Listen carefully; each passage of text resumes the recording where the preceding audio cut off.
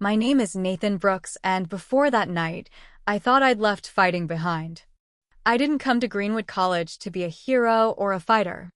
I came to study biomechanics, stay quiet, and finish what I started before the war stopped my plans. But on that ordinary Thursday night in a town so quiet you could hear your thoughts, I learned some fights find you, whether you want them or not. It started with a kid, shy, with big glasses and slumped shoulders from carrying fear too long. His name was Evan Carter, a freshman with a 3.9 GPA, afraid to walk across campus after dark.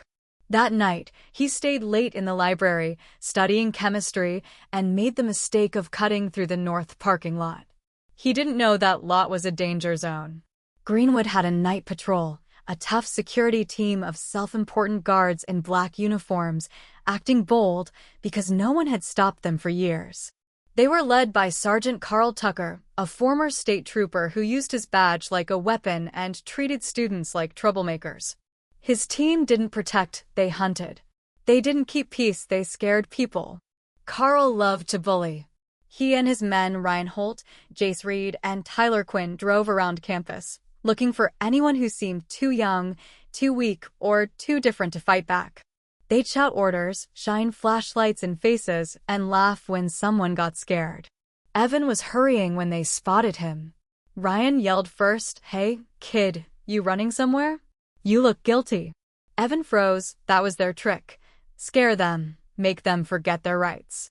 "Just going to my dorm," Evan mumbled. Tyler stepped in front, big and mean, bumping Evan's shoulder on purpose. "Nervous, huh? What's in the bag?" Before Evan could answer, Jace grabbed it, tossing it between them like a toy, as if Evan's things were nothing. That's when I stepped out of the shadows. I hadn't planned to be there. I was walking behind the gym after lifting weights, earbuds in, thinking of other things. But I heard their laughter, the mean kind that reminds me of war zones and burning villages. I pulled out my earbuds and walked toward the noise.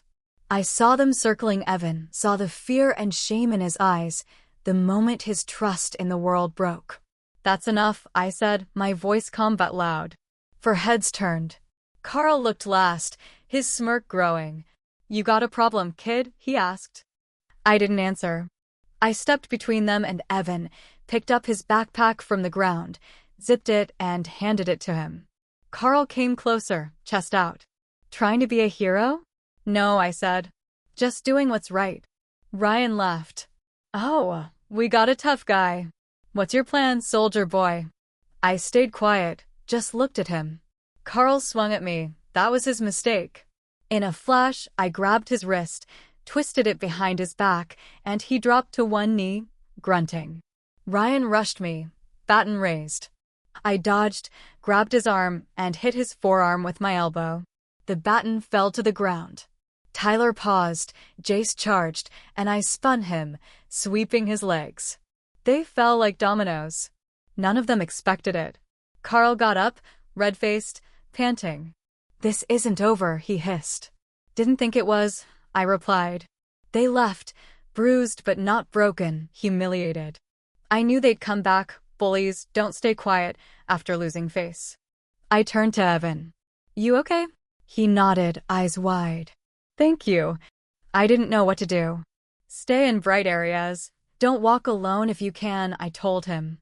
"They'll be back," he said. "Campus security won't care. Carl knows them. They're all friends." I sighed. I believed him. Power protects power, but silence lets it grow. I wasn't going to stay silent. What I didn't know was that a junior, Mason Lee, had recorded it all, hiding behind a vending machine.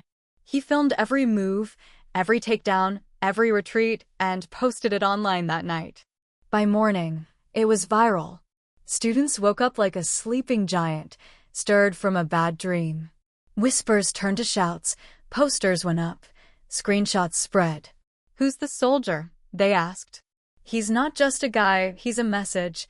But fame was tricky. That afternoon, in a garage outside town, Carl and his crew met. "He shamed us," Ryan growled. "We go back. We end this." On campus, I stayed quiet. I didn't want to be a symbol, But I started watching not just people, but patterns, where lights stayed dark, where cameras didn't work, where people felt safe, and where they didn't. Mason found me near the science building. "You're trending," he said, showing his phone. "Take it down," I told him. "Why?" "You're a legend." "This isn't a game," I said. "You made it personal. Next time, they won't just come for me." That night, they came again.